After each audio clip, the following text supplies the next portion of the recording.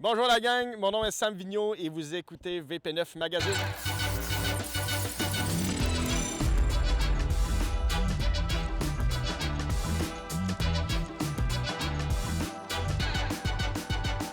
Aujourd'hui, à l'émission, Stacy visite la ferme Achille à Saint-Ubalde.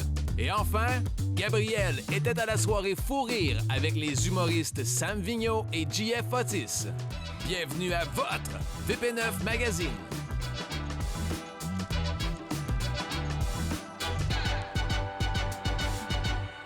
Bonjour et bienvenue à VP9 Magazine. Ici Stacy Anne-Marie et aujourd'hui, nous sommes à la ferme d'Achille de Saint-Ubalde pour en apprendre plus sur l'argousier.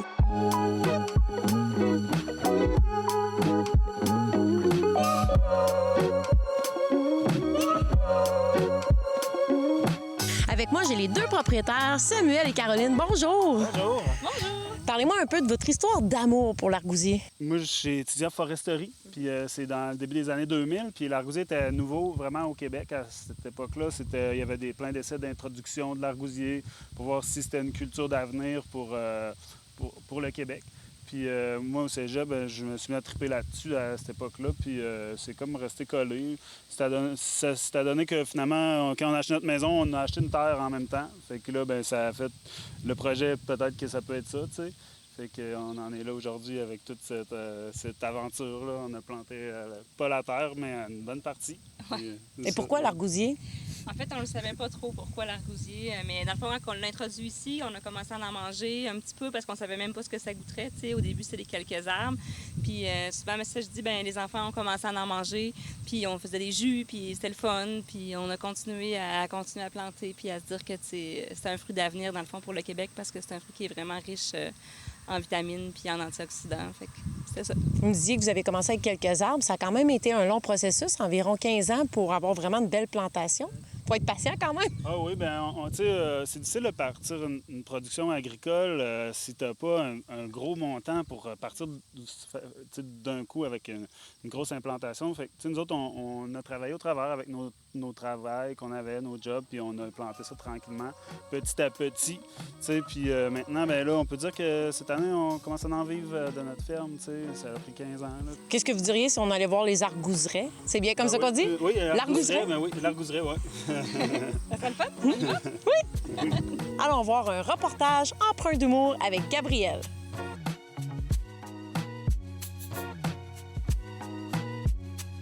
Ici Gabrielle pour VP9 Magazine. Je suis à la source de la Martinière avec Sam Vigneault, l'animateur de la soirée Fou Rire dans le train. Là. Salut Sam! Salut, ça va bien? Non, mais là, c'est des blagues. Là. J'ai vu des faces de monde de non! Il est pas allé là, petit gros, un peu mégarde.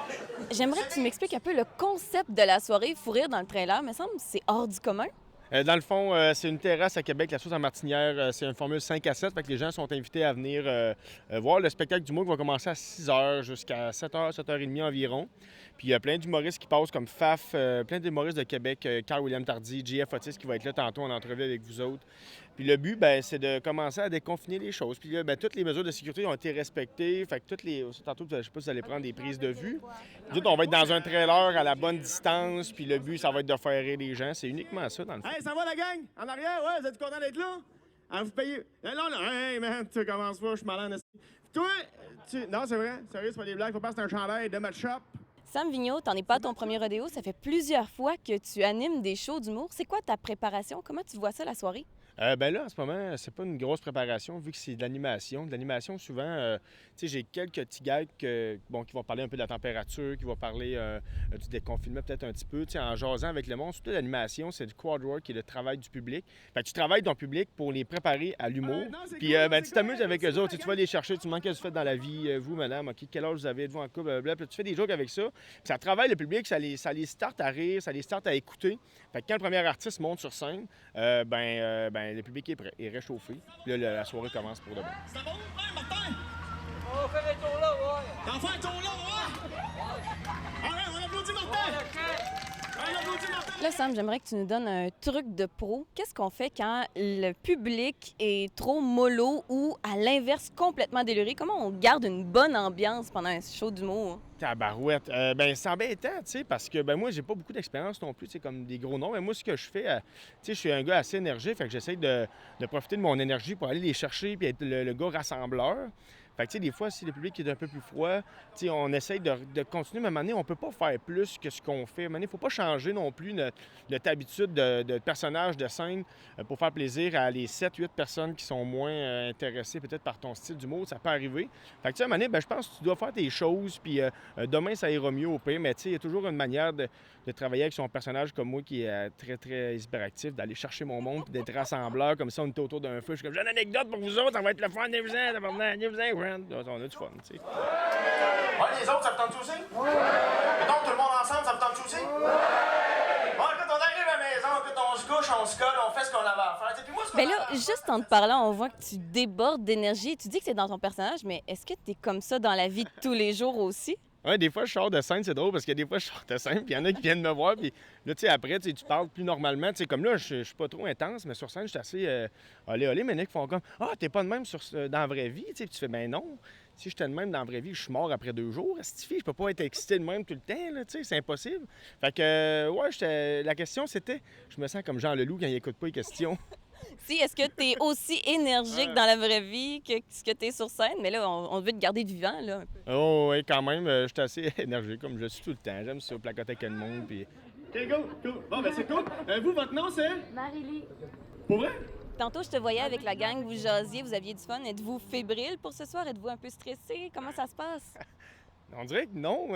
Tu sais, on en a parlé, puis c'est juste comme de revoir les amis sur scène et tout ça. Tu sais, c'est juste, on est fébrile, mais c'est pas stressant, c'est juste vraiment de la fébrilité. On avait hâte que ça reprenne tout ça. C'est chill, c'est chill. Et même les gens au balcon, on va vous demander de crier. On va tout le monde, quand je vais dire go, on va lever les bras dans les airs, on va crier fort, OK? Bon show ce soir! All right, merci, c'est super gentil. Bye-bye, la gang!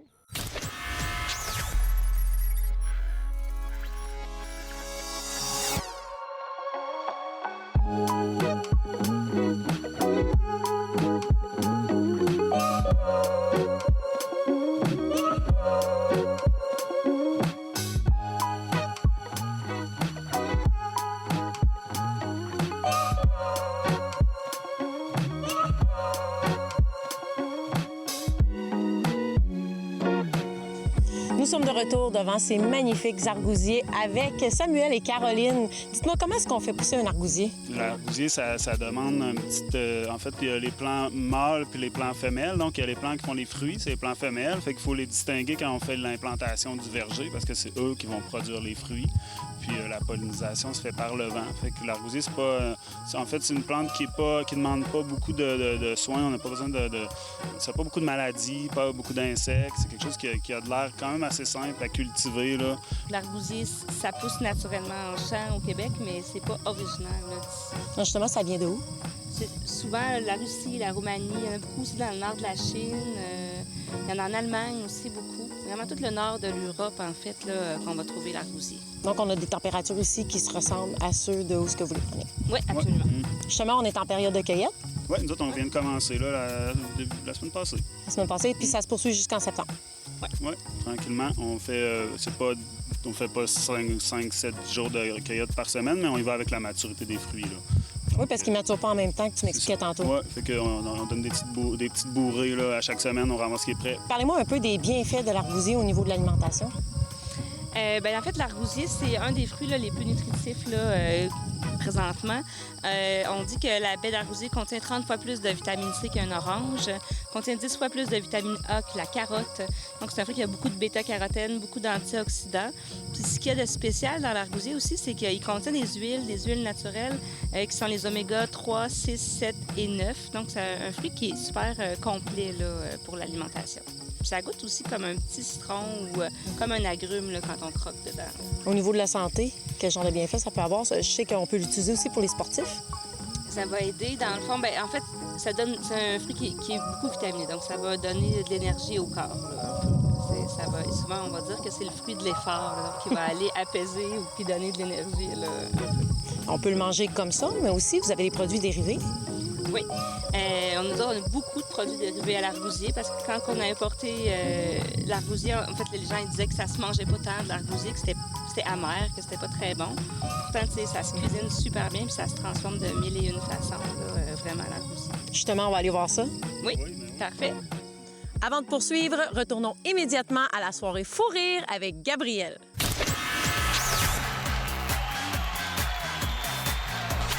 Toujours à la source de la Martinière pour VP9 Magazine pour les soirées Fou Rire dans le trailer. Et cette fois-ci, je suis avec un des 4 humoristes invités, JF Otis. Salut! Salut, ça va bien? J'ai vu ton numéro à soir, on a jasé un peu. Je trouve, t'es un gars qui m'intéresse. Là, j'ai fait, excuse-moi, avant que tu continues, ma belle, juste te dire, t'as échappé quelque chose, OK? T'es standard, OK? Dis-moi, depuis quand tu fais de l'humour? Que je fais vraiment de l'humour à temps plein, ça doit faire peut-être 1 an, mais ce que j'ai commencé à faire de la scène, ça fait une dizaine d'années à peu près. Là. Et qu'est-ce qui te motive à faire de l'humour? Écoute, c'est niaiseux. J'ai commencé à faire de l'humour à la base parce que je trouvais que le rire, c'était le fun, OK? Mais à un moment donné, il y a une fille qui est venue à un spectacle après, à Petite Grenouille à Rimouski. Puis je fais le show, il y a une fille qui vient me voir, elle me dit « Hey, JF, je veux juste te dire quelque chose. Mon frère, il est décédé, là, dans le fond, le mois passé. Puis j'avais pas ri depuis ce temps-là. Puis juste te voir sur scène, raconter tes conneries, ça m'a fait du bien. Je voulais te dire merci. Puis j'avais comme fait « Ah, fuck, OK, c'est bon, je veux vraiment faire ça dans la vie. » C'était une des raisons pourquoi que je fais ça. Elle me dit « Hey, JF, à soir, je veux te dire de quoi? Je t'ai collé une surprise. » Je me suis dit « Asti, elle veut vraiment me garder à me coller une pizza. » Arrête! Comment tu décrirais ton style d'humour? Oh boy, mon style d'humour, je raconte surtout des niaiseries qui me sont arrivées. À la base, c'est ça, puis je te dirais que c'est ça. J'aime beaucoup raconter les histoires qui m'arrivent. Et on me dit que tu as une facilité à raconter justement des histoires loufoques. D'où est-ce que ça vient? Où est-ce que tu as appris à faire ça? Écoute, je suis probablement le moins drôle de toute ma famille, là. Pour vrai, là, genre toute la famille du côté de mon père, c'est tous des cabochons qui racontent des affaires. Fait que moi, j'ai juste ramassé ça, je regarde ma vie un peu.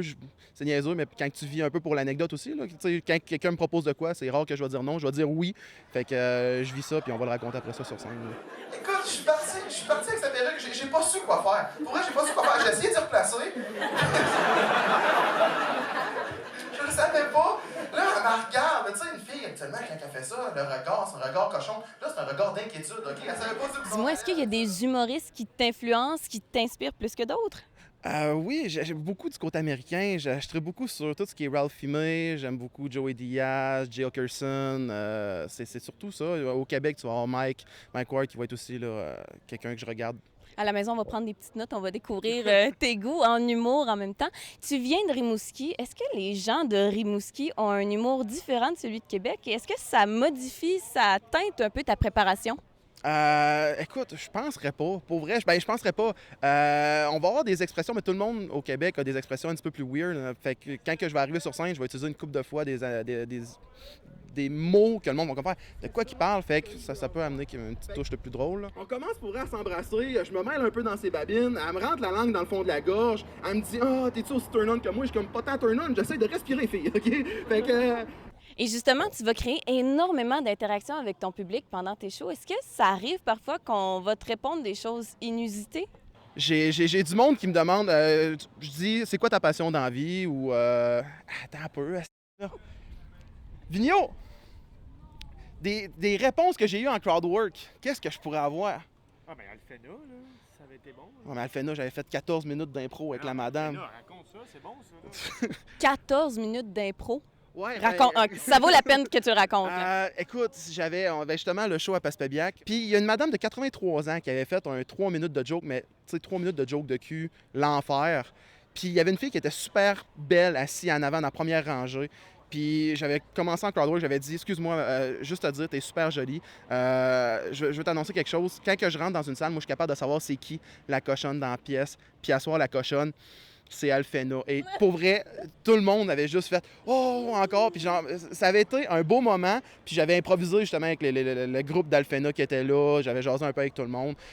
Écoute, il y avait beaucoup de ginettes, là. Je pense qu'il y avait comme 4 ginettes dans la salle, là. Fait que c'était la moyenne d'âge de peut-être 70 ans, là. 70 ans à Passepébiac, là. Son meilleur public que tu peux pas avoir. Pour vrai, c'était malade. Et de l'impro comme ça, est-ce que des fois tu sors de ta zone de confort puis tu te dis « Oh, je voudrais pas retourner là » ou c'est quelque chose qui te nourrit, qui te motive, qui te craint encore plus? J'adore tout ce qui est crowdwork parce que, ben, à base, j'ai des lignes d'écrites, OK? Quand je vais parler avec du monde, comme à soir, je vais parler de tous les métiers qui étaient considérés comme étant importants. Là. Puis je vais parler un peu. J'ai des lignes de préposés aux bénéficiaires que je vais utiliser, mais sinon, le reste, ça va être de l'impro. J'adore ça. Je me lance dans le vide, je mets mon cerveau à off, puis on regarde ce qui se passe. Là. Ben Jeff Otis, fais-nous rire ce soir. J'ai l'impression que les gens en ont vraiment besoin, puis je te souhaite un gros merde pour ce soir. Pas notre possible, on va s'amuser. Ça a été 5 pieds 2, 112 livres. OK? 112, je sais même pas si j'ai déjà pesé ça, 112 livres. Moi, personnellement. OK, d'après moi, je suis né 114.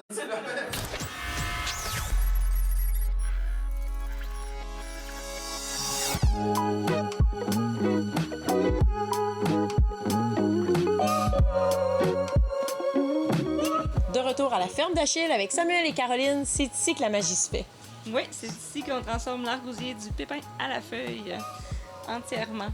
Quel est votre produit le plus populaire? Bien, notre produit le plus populaire depuis le tout début, c'est l'argouille. C'est ce jus-là ici. C'est un jus pétillant à l'argousier. En fait, c'est sucré avec un peu de sirop d'érable. C'est très simple. C'est de l'eau de source, du jus d'argousier entier, puis du sirop d'érable. Donc, puis on le gazifie. Ça devient comme une limonade italienne, si on veut. Qu'on a aussi, qui est super apprécié, souvent, c'est la petite assaisonnement à l'argousier. Je vous ai préparé, si ça vous tente de goûter. Oui, bien sûr. Un petit concombre, tomate, là, tout simple, avec la petite assaisonnement à l'argousier. Quelle autre épice vous rajoutez dedans? Dedans, c'est juste un petit persil puis une sésame. C'est surprenant le nombre de produits dérivés que vous avez. Pouvez-vous me parler un peu des autres? En fait, on a d'abord une sauce piquante argousier habaneros. Souvent, je dis que c'est l'image de l'argousier, donc c'est piquant, comme le habaneros, mais comme l'argousier avec ses aiguilles. Puis c'est vraiment sûr, donc c'est les piments qui sont cuits dans le jus d'argousier. On a nouvellement la farine de pépin d'argousier. Donc, on broie le pépin. Ça fait une farine qui est très protéinée. On parle de 5 grammes de protéines dans une cuillère à table. Il y a aussi beaucoup de fibres à l'intérieur. On a un trio de confitures, une qui est plus avec les fromages. Je pense à la fromagerie des Grondines avec un bon Clos des Roches, argousier, thym et basilic, donc sucre de canne biologique de l'argousier. Miel et argousier, c'est une belle tartinade, c'est crémeux comme un petit pot de bébé. Ça se met super bien sur un fromage, ça se mangerait bien sur un crouton. J'ai une petite gelée argousier à l'orange. Ça, c'est plus pour les matins, un petit croissant. Ça fait vraiment super bon. Après, j'ai nos belles tisanes, une tisane d'argousier qui est faite avec la feuille. Donc, quand on dit qu'on transforme le pépin à la feuille, ici, on a la feuille de l'argousier avec la pulpe de fruits dedans. Ça fait une tisane qui a une belle couleur ambrée, qui va avoir un goût de thé vert, mais qui n'a aucune caféine, aucune théine à l'intérieur. On pourrait avoir aussi la pulpe de fruits qui pourrait être toute seule. Tantôt, on vous l'a fait goûter dans l'assaisonnement, mais je l'ai seule aussi. Donc là, on pourrait le mettre plus sur un 4 quarts, sur un gâteau. On pourrait aller l'utiliser sur un poisson, une salade. Ouais. Puis bien, on a toute notre gamme cosmétique, là. Une huile de pépin d'argousier qu'on va mettre au visage, qui va remplacer, c'est une huile qui est très colorée, qui va remplacer la crème hydratante, qui laisse un filtre UV de 4 sur le visage. On peut se procurer vos produits à l'année? Oui, absolument. On produit à l'année, nous, puis on distribue nos produits dans plein de petites épiceries fines à Québec, à Montréal, dans la Mauricie. On a une grande tournée de petits marchés là, qu'on fournit à l'année. Merci beaucoup. Ça a été super intéressant. Hey, merci beaucoup. Merci.